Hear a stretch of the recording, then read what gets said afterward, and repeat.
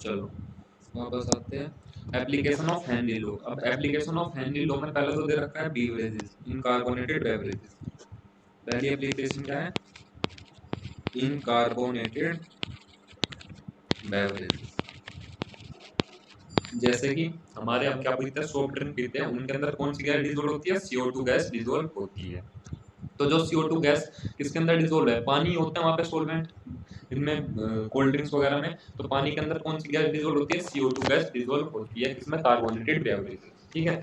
दूसरी जो सबसे इंपॉर्टेंट पूछी जाती है वो होती है स्क्यूबा डाइविंग वाली। Scuba diving. अब स्क्यूबा डाइविंग वाला क्या केस है? पहले जो जो होते थे, जो समुद्र में नीचे जाया करते थे कुछ खोजने के लिए, उनकी जो ऑक्सीजन सिलेंडर होता था उनके अंदर क्या भर दिए जाते थे? नाइट्रोजन गैस भर दी जाती थी। अब नाइट्रोजन गैस क्या होती थी, जैसे जैसे वो नीचे जाएगा तो एक तो एटमॉस्फेरिक प्रेशर है, दूसरा पानी की वजह से प्रेशर बढ़ता हुआ चला जाएगा सिलेंडर पे। तो इसका मतलब वहां पे जो नाइट्रोजन गैस थी वो भी ब्लड के अंदर क्या होनी शुरू हो जाती थी? डिजोल्व होनी शुरू हो जाती थी। और जैसे ही वो वापस आते थे, वो जो गोताखोर है वो वापस आते थे ऊपर सरफेस पे, तो क्या होता था?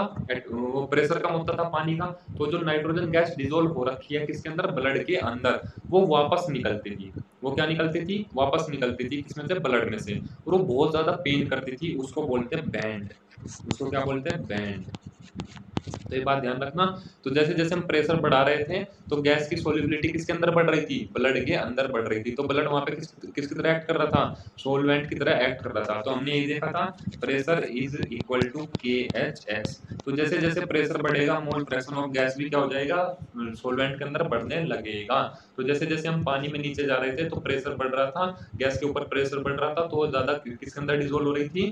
ब्लड के अंदर डिजोल्व हो रही थी, जिसकी वजह से जब वो गोताखोर वापस आएगा तो नाइट्रोजन गैस बाहर निकलेगी। नाइट्रोजन गैस बाहर निकलेगी तो क्या होगा? एक पेनफुल कंडीशन क्रिएट होती है जिसको हम क्या बोलते हैं? बैंड बोलते हैं। BEND, bands, BENDS। ठीक है।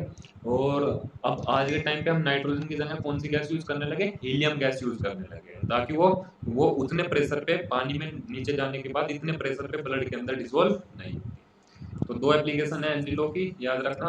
तीसरी एप्लीकेशन है एल्टीट्यूड सिकनेस। Altitude sickness. अब एल्टीट्यूड सिकनेस में क्या है? जैसे जैसे हम ऊपर पहाड़ी इलाके में जाते हैं तो गैस का प्रेशर क्या हो जाता है? कम होने लगता है, क्योंकि हम ऊपर जाएंगे तो एटमॉस्फेरिक प्रेशर क्या हो जाएगा? कम हो जाएगा। तो एटमॉस्फेरिक प्रेशर कम होने लगता है तो वहां पे सांस लेने में कठिनाई होने लगती है, जिस कंडीशन को हम बोलते हैं एनॉक्सिया। एनॉक्सिया मतलब इनसफिशिएंट ऑक्सीजन हमारी ब्लड के अंदर डिसॉल्व होती है। अनसफिशिएंट क्यों ब्लड के अंदर डिसॉल्व होती है? क्योंकि वहां पे ऊपर जाते जाते क्या हो जाता है? गैस का प्रेशर, एटमॉस्फेरिक प्रेशर क्या होने लगेगा? कम होने लगेगा। कम होने लगेगा तो प्रेशर कम होगा तो मोल फ्रैक्शन मतलब गैस कम डिसॉल्व होगी, किसके अंदर? ब्लड के अंदर। तो अगर ब्लड के अंदर गैस कम डिसॉल्व होगी मतलब ऑक्सीजन गैस कम डिसॉल्व होगी तो हमको एनर्जी कम मिलेगी, जिसकी वजह से हमको बेहोशी जैसी हालत होने लगती है। उस कंडीशन को बोलते हैं एनोक्सिया। ठीक ना। अब चलते हैं, अब इफेक्ट ऑफ टेम्परेचर। हमने जब सॉलिड को डिसॉल्व कर रहे थे किसमें? लिक्विड में। हमने पढ़ा था कि अगर सॉलिड को लिक्विड में डिसॉल्व कर रहे हैं तो टेम्परेचर बढ़ाने पे सॉलिडिटी बढ़ रही है। अब यहाँ पे उल्टा होगा। अब पढ़ते हैं effect of temperature. Effect of temperature of solubility. Solubility solubility of gas किसके अंदर? In liquid. अगर हम किसी लिक्विड के अंदर गैस को डिसॉल्व कर रहे हैं और हम क्या बढ़ाना शुरू करते हैं? टेम्परेचर बढ़ाना शुरू करते हैं। अब खुद सोच के देखो, खुद सोच के देखो, पानी है, पानी के अंदर जनरली कौन सी गैस डिसॉल्व होती है? ऑक्सीजन गैस डिसॉल्व होती है जनरली। तो जैसे जैसे मान लो हम ऑक्सीजन गैस को ब्लू कलर से दिखाते हैं, ऑक्सीजन गैस डिसॉल्व है पानी के अंदर। अगर मान लो मैं पानी के नीचे हीट करना शुरू कर दूं, पानी के नीचे क्या करना शुरू कर दूं? हीट करना शुरू कर दूं। तो हीट करना शुरू कर दूंगा तो ये ऑक्सीजन गैस बाहर निकलनी शुरू हो जाएगी, नहीं शुरू हो जाएगी? पानी से बाहर निकलनी शुरू हो जाएगी, जिसकी वजह से हम बायो में पढ़ते हैं कि अगर ऑक्सीजन कम हो जाती है, गर्म पानी छोड़ देते हैं हम रिवर वगैरह में, तो वहाँ की ऑक्सीजन अवेबिलिटी पानी के अंदर क्या हो जाती है? कम हो जाती है, जिसकी वजह से फिशी क्या होने लगती है? डेथ वगैरह होनी शुरू हो जाती है। तो जैसे जैसे हम क्या बढ़ाएंगे? टेम्परेचर बढ़ाएंगे किसका? सॉल्वेंट का। तो डिसोल्यूशन ऑफ गैस मतलब जो गैस उसके अंदर डिसोल्व है वो क्या हो जाएगी? कम हो जाएगी। ये बात समझ में आ रही है? तो क्या हो जाएगा? Pressure of gas, pressure of gas inside the solvent क्या कर जाएगा? डिक्रीज कर जाएगा। मतलब सोल्युबिलिटी ऑफ गैस क्या कर जाएगी, सोल्युबिलिटी ऑफ गैस क्या कर जाएगी, डिक्रीज कर जाएगी। ये दोनों बात ध्यान रख लेना, सॉलिड के केस में अलग है, गैस के केस में अलग है। चलो अब पढ़ते हैं राउल्ट्स लॉ। अब हम क्या पढ़ेंगे, Raoult's law, Raoult's law, Raoult's. अब यहाँ से इंपॉर्टेंट है, क्वेश्चन बनता ही बनता है, राउल्ट्स लॉ। देखो राउल्ट्स लॉ क्या था, अब मान लो राउल्ट्स लॉ पहले तो एप्लीकेबल किस पे होगा, वोलेटाइल लिक्विड। हमको क्या लेना है, वोलेटाइल लिक्विड। वोलेटाइल लिक्विड मतलब जो हवा में क्या हो जाता है, उड़ जाता है, हवा में उसकी क्या बन जाती है, वेपर बन जाती है। राउल्ट्स लॉ उस पे लगाते हैं।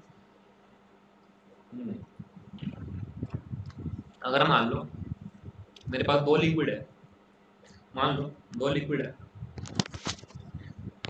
एक कंटेनर ये है और एक कंटेनर ये है, इसके अंदर लिक्विड ए है और दूसरे के अंदर लिक्विड बी है, क्या लिक्विड बी है। अब ये दोनों वोलेटाइल है, तो अगर मैं ऊपर से इनको कवर कर दूं, ऊपर से इनको मैं कवर कर दूं, किसी से कवर कर दूं, तो अगर वोलेटाइल है तो इनकी भाप बनेगी, बिल्कुल बनेगी, इसकी भाप बनेगी कुछ, इसकी भाप बनेगी कुछ, और दूसरे वाले की भी क्या बनेगी, भाप बनेगी कुछ, दूसरे वाले की भी क्या बनेगी, भाप बनेगी।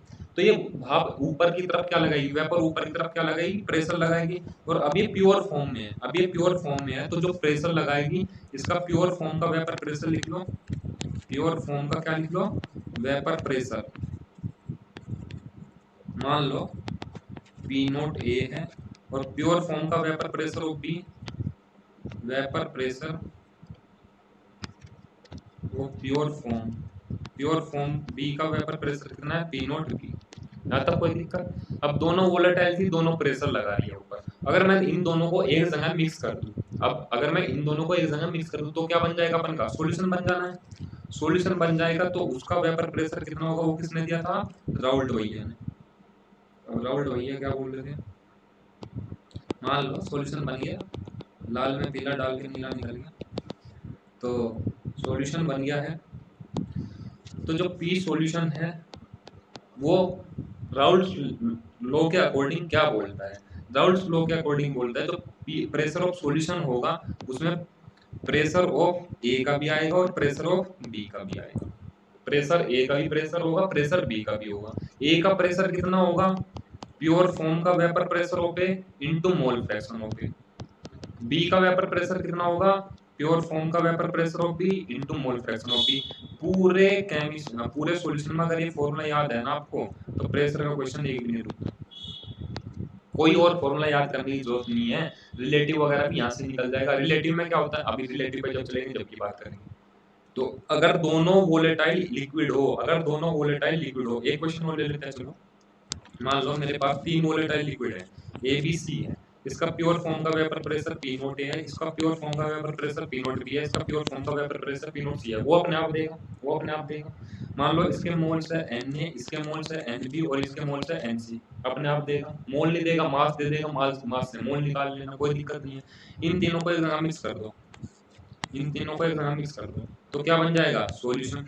तो पी सॉल्यूशन को आप लिखना, तो पी सॉल्यूशन पी ए की वजह से भी होगा, पी बी की वजह से भी होगा, पी सी की वजह से भी होगा, लेकिन प्योर फॉर्म वाला नहीं होगा, क्योंकि अब तो क्या बन गया, सॉल्यूशन बन गया। तो पी ए लिखना, P note A pure form का वेपर प्रेशर ए का into mole fraction of A. B का लिखना प्योर फॉर्म का vapour pressure of B into mole fraction of B. C का लिखना प्योर फॉर्म का vapour pressure of C into mole fraction of C. अब यहाँ से लिखना मोल फ्रैक्शन ऑफ ए को मैं थोड़ा और एक्सटेंड कर रहा, N A over N A plus N B plus N C, ये पढ़ा रखा मैंने पहले। Mole fraction of A divide by, हम मोल फ्रैक्शन ऑफ ए को अगर आपको लिखना तो moles of A divide by total moles. P note B लिखना N B over N A plus N B plus N सी।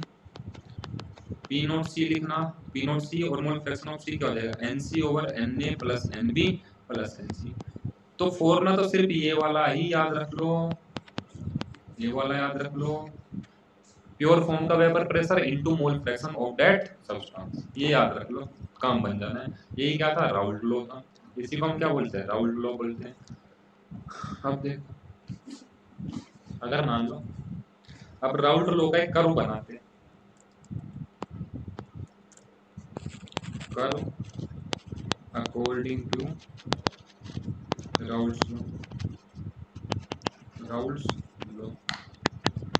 अब देखो, मान लो मेरे पास एक ए था वोलेटाइल लिक्विड, एक बी था, इन दोनों को मिला दिया तो पी सॉल्यूशन बनेगा। पी सॉल्यूशन को हम कैसे लिखेंगे, प्योर फॉर्म का vapour pressure of A into mole fraction of A, P naught का प्योर फॉर्म का vapour pressure of B into mole fraction of B, ऐसे लिख लेंगे। अब अगर मेरे को देखो लिखना पड़ जाए ऐसे, एक ऐसा कर्व बनता है, हमको पता है x A plus x B किसके बराबर होगा, 1 के बराबर, 1 के बराबर होगा। अगर इस पॉइंट पे आके ये जो ये वाली एक्सिस है, ये वाली जो एक्सिस है, ये वाली एक्सिस, इस पे मैं ले लेता हूँ मोल फ्रैक्शन ऑफ ए, तो यहाँ पे मोल फ्रैक्शन ऑफ ए अगर 1 है तो मोल फ्रैक्शन ऑफ बी कितना हो जाना, 0 हो जाना। और अगर इस वाली एक्सिस पे मैं ले लेता हूँ मोल फ्रैक्शन ऑफ बी, तो अगर यहाँ पे mole fraction of B equal to 1 है तो मोल फ्रैक्शन ऑफ ए कितना हो जाना, 1 हो जाना, सॉरी 0 हो जाना है, तो कोई दिक्कत। तो अगर मोल फ्रैक्शन ऑफ ए, अगर मोल फ्रैक्शन ऑफ ए इस पॉइंट पे, इस वाली एक्सिस पे मोल फ्रैक्शन ऑफ ए 1 हो गया, तो यहाँ पे क्या था, P solution equal to P note A X A plus P note B X B. अब इस वाली एक्सिस पे देखो, इस वाली एक्सिस पे, इस वाली एक्सिस पे तो क्या हो गया, मोल फ्रैक्शन कितना है, ए का 1 है, मोल फ्रैक्शन ऑफ बी कितना है, 0। तो इस वाले फॉर्मूले में ये वाली टर्म 0 कर जाएगी, नहीं कर जाएगी। तो यहाँ पे जो पी सॉल्यूशन है वो किसके बराबर आ जाएगा, पी नोट ए एक्स ए, और एक्स ए की वैल्यू कितनी है, 1 है, तो पी नोट ए के बराबर ही आ जाना है, नहीं आ जाना है। पी अगर यहाँ पे मोल फ्रैक्शन ऑफ बी 0 का मतलब है सिर्फ सॉल्यूशन के अंदर क्या बच गया, ए वाला ही कंपोनेंट बच गया। अब इस वाली एक्सिस का, इस वाली एक्सिस का मोल फ्रैक्शन ऑफ बी कितना हो गया, 1 हो गया, मोल फ्रैक्शन ऑफ ए कितना हो गया, 0 हो गया। तो अगर मोल फ्रैक्शन ऑफ ए 0 है तो मतलब सॉल्यूशन के अंदर सिर्फ क्या बच गया, बी वाला कंपोनेंट बच गया। तो इस वाली एक्सिस के लिए मैं क्या लिखूंगा, P solution equal to P note A, mole fraction of A 0 होगा, P note B X B. तो पी सॉल्यूशन किसके बराबर आ जाएगा, पी नोट बी, क्योंकि एक्स बी तो कितना हो गया, 1। तो जब कुछ अपना कर्व बनाएंगे तो कुछ ऐसा बनेगा। तो ये वाला पॉइंट किसको दिखाएगा, पी नोट ए को। मान लो, मान लिया मैंने कि पी नोट ए बड़ा है पी नोट बी से, मान लिया मैंने, तो ये वाला यहाँ पे क्या हो जाएगा, सिर्फ पी सॉल्यूशन किसके बराबर है, पी नोट बी के, तो ये हो जाएगा पी नोट बी। और जो इन दोनों को मिलाने वाली लाइन होगी, जो इन दोनों को मिलाने वाली लाइन होगी, इसको बोलते हैं पी सॉल्यूशन। ये बन गया आपका कर्व। क्या, तो जैसे मैंने समझाया ऐसे याद रख लो, अगर ऐसे नहीं याद रखा जा रहा डायरेक्ट याद रख। और ये किसके लिए है, आइडियल सॉल्यूशन को के लिए। अभी बढ़ाता हूँ आइडियल और नॉन आइडियल सॉल्यूशन होते क्या है। आइडियल सॉल्यूशन में होते हैं जो राउल्ट्स लॉ को फॉलो करते हैं, नॉन आइडियल सॉल्यूशन में होते हैं जो राउल्ट्स लॉ को फॉलो नहीं करते। अब देखो, एक सेकंड चलते हैं आगे। चलो, एक लाइन आती है, Raoult's law become a special case of Henry law. इस लाइन को समझाता हूँ पहले, क्योंकि डायरेक्ट क्वेश्चन आपसे पूछा जा सकता है। Raoult's law becomes a special case of Henry's law, Henry law. अब देखो, हेनरी लॉ के अकॉर्डिंग जो प्रेशर था वो किसके बराबर था, KH into mole fraction of gas. और राउल्ट्स लॉ के अकॉर्डिंग जो प्रेशर है किसी का भी वो किसके इक्वल है, प्योर फॉर्म का वेपर प्रेशर, ये मान लेते हैं कोई कंपोनेंट, प्योर फॉर्म का vapour pressure into mole fraction, into mole fraction. तो देखो, अगर ये दोनों प्रेशर, अगर ये वाली टर्म इक्वल है, ये वाली टर्म इक्वल है, तो सिर्फ कितना डिफरेंस है, कितना डिफरेंस है, देखो एक second, pressure equal to K H X है, यहाँ पे pressure equal to P naught X है, तो सिर्फ के एच और पी नोट का डिफरेंस है, नहीं है। तो राउल्ट लॉ किसका मॉडिफाइड केस बोल सकते हैं हम, किसका बोल सकते हैं, ये किसका लॉ था, हेनरीज लॉ। तो हम ये कह सकते हैं कि Raoult law is the modification of किसका, हेनरीज लॉ, बस किसका डिफरेंस है, कांस्टेंट का डिफरेंस है। तो ये लाइन आ सकती है कि राउल्ट लॉ किसका मॉडिफिकेशन या किसका स्पेशल केस है, हेनरीज लॉ का स्पेशल केस है। यहाँ तक कोई दिक्कत नहीं होगी, रट लेना इस लाइन को। चलो अब चलते हैं नेक्स्ट, एक सेकंड, एक सेकंड।